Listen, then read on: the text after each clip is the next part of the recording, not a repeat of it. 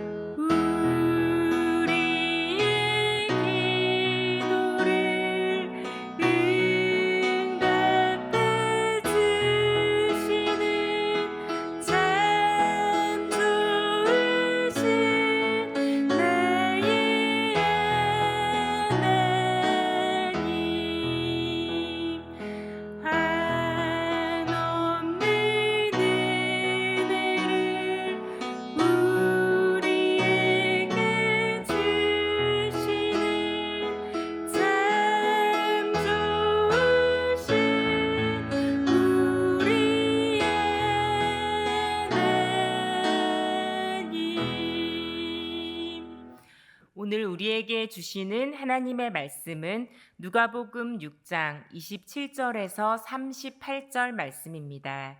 신약 99쪽에 있습니다. 교독하시겠습니다. 제가 먼저 27절 말씀을 봉독합니다. 그러나 너희 듣는 자에게 내가 이르노니 너희 원수를 사랑하며 너희를 미워하는 자를 선대하며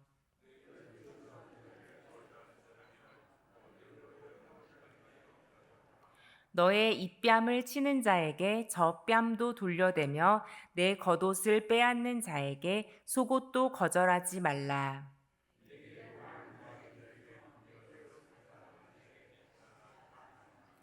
남에게 대접을 받고자 하는 대로 너희도 남을 대접하라.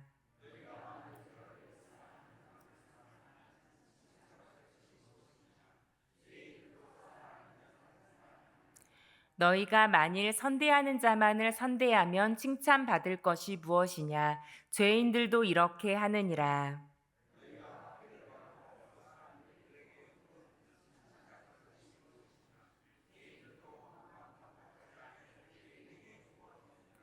오직 너희는 원수를 사랑하고 선대하며 아무것도 바라지 말고 꾸어주라. 그리하면 너희 상이 클 것이요 또 지극히 높으신 이의 아들이 되리니 그는 은혜를 모르는 자와 악한 자에게도 인자하시니라.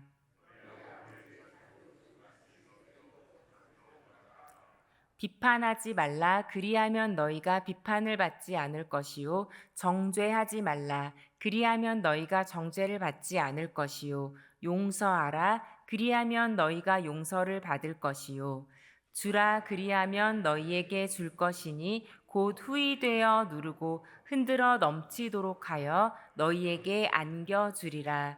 너희가 헤아리는 그 헤아림으로 너희도 헤아림을 도로 받을 것이니라. 아멘.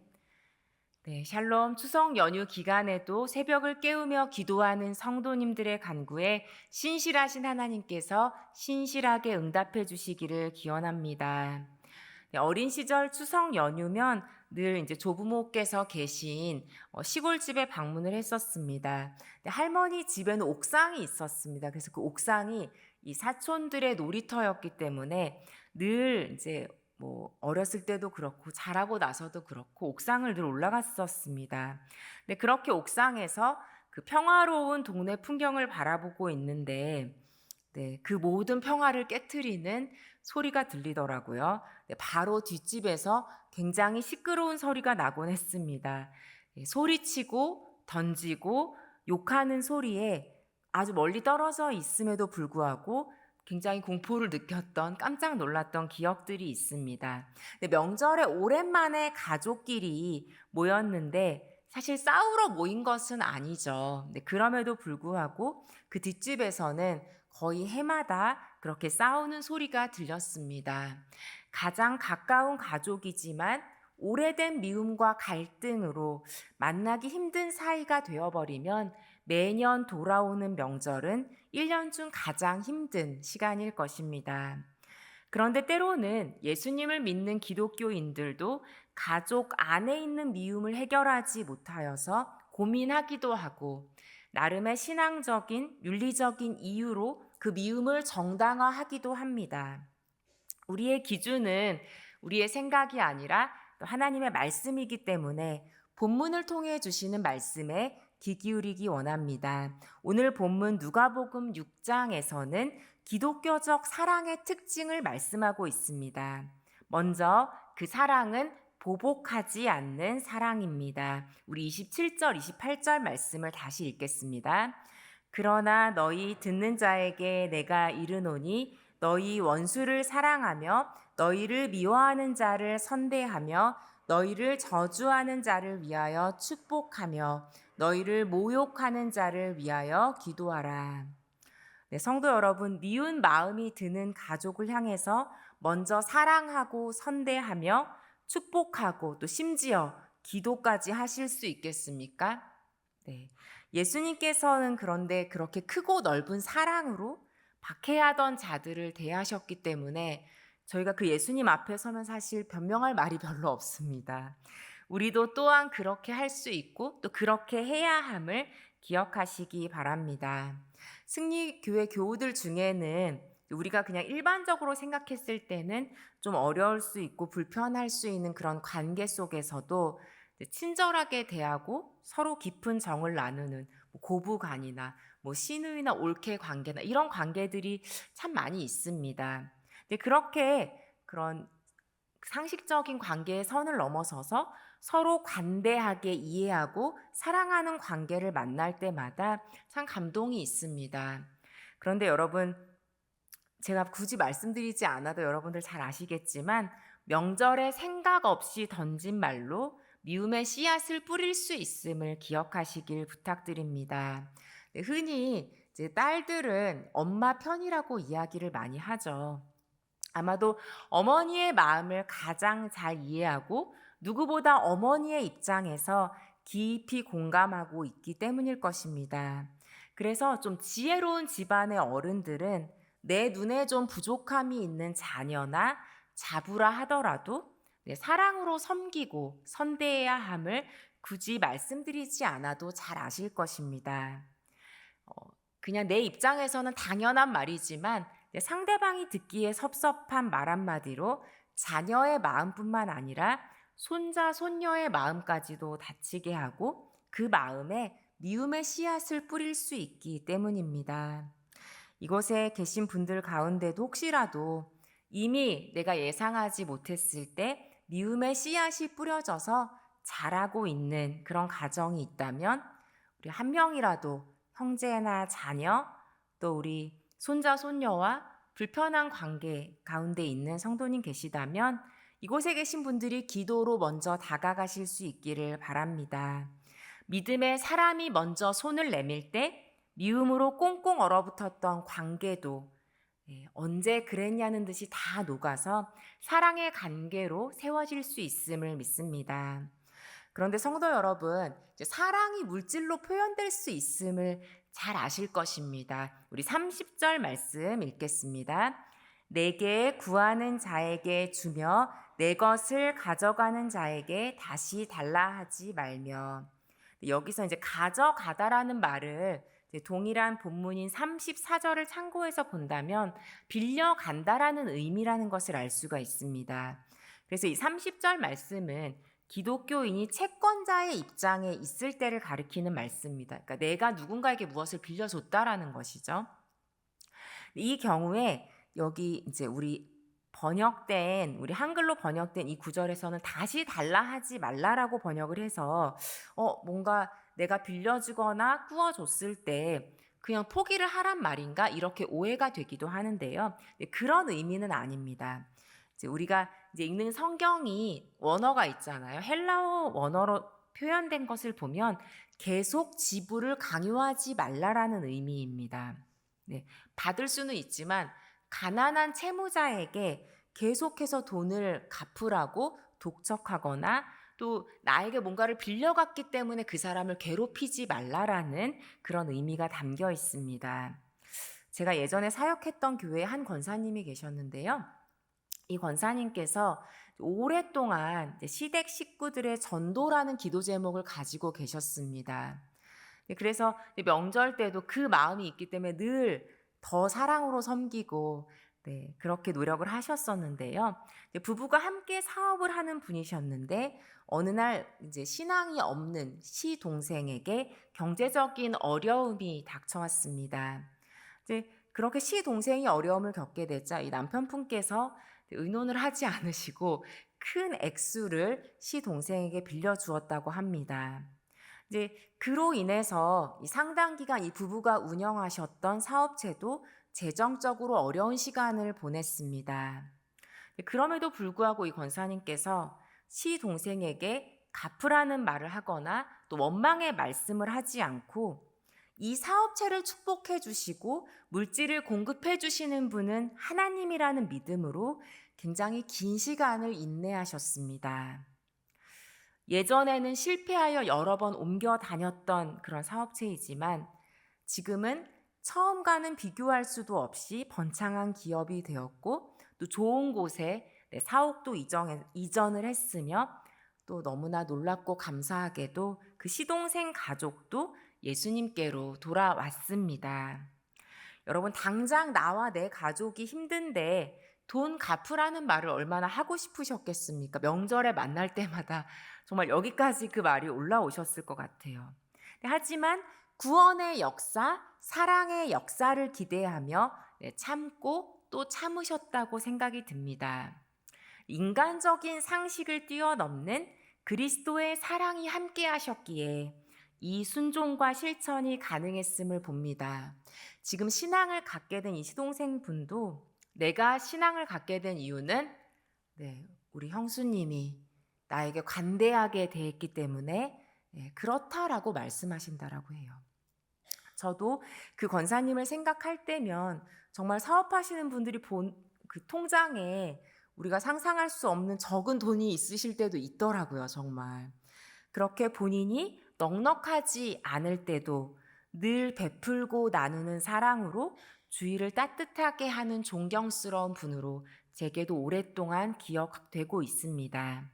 성도 여러분, 베풀고 나누는 넉넉한 마음의 그릇에 살아계셔서 모든 것을 다스리시는 하나님께서 넉넉하고 풍성하게 축복으로 채워주실 줄 믿습니다. 둘째로 예수님이 가르쳐 주시는 사랑은 보상을 추구하지 않는 사랑입니다. 우리 32절에서 36절 말씀을 보면 세 가지 질문으로 이루어져 있음을 알 수가 있습니다. 먼저 32절에 너희가 만일 너희를 사랑하는 자만을 사랑하면 칭찬받을 것이 무엇이냐라는 첫 번째 질문. 둘째는 33절에 너희가 만일 선대하는 자만을 선대하면 칭찬받을 것이 무엇이냐. 또 세 번째는 34절에 너희가 받기를 바라고 사람들에게 꾸어주면 칭찬받을 것이 무엇이냐입니다. 32절, 33절, 34절에서는 죄인들이 그냥 정말 서로 그냥 선대할 수 있는 관계, 서로 그냥 사랑하는 사람들끼리만 주고받는 기브 앤 테이크식의 사랑의 형태를 지적하고 있습니다. 근데 세 절에서 공통적으로 이제 칭찬이란 단어를 쓰고 있는데 헬라어에서는 이 칭찬이 카리스라는 단어입니다. 우리가 일반적으로 이 카리스가 은혜를 의미하거든요. 여기서는 보상이라는 의미를 담고 있습니다. 하나님께서 칭찬하시는 바로 상 주시는 사랑은 상대가 나를 사랑하거나 선대하지 않아도 또 내가 준 만큼 돌려주지 않아도 사랑하는 것입니다. 하나님은 다른 사람에게 사랑을 주되 아무것도 바라지 말고 주는 것을 칭찬하십니다. 우리 35절 말씀을 함께 읽겠습니다. 오직 너희는 원수를 사랑하고 선대하며 아무것도 바라지 말고 꾸어주라. 그리하면 너희 상이 클 것이요 또 지극히 높으신 이의 아들이 되리니 그는 은혜를 모르는 자와 악한 자에게도 인자하시니라. 하나님이 인자를 베푸시는 그 사랑의 범위에는 은혜를 모르는 자, 심지어 악한 자까지도 포함이 됩니다. 사실 우리의 생각보다는 훨씬 더 넓은 범위입니다.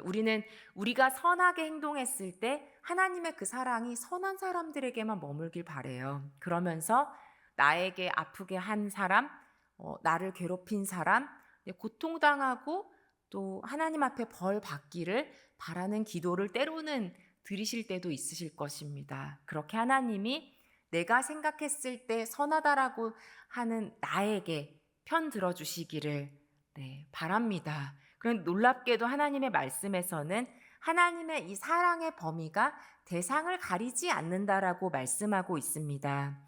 우리가 상식적으로 생각했을 때 회개할 가능성이 없어 보이는 죄인, 끔찍한 잘못을 저지른 악인이라 할지라도 하나님은 사랑하시는 줄 믿습니다.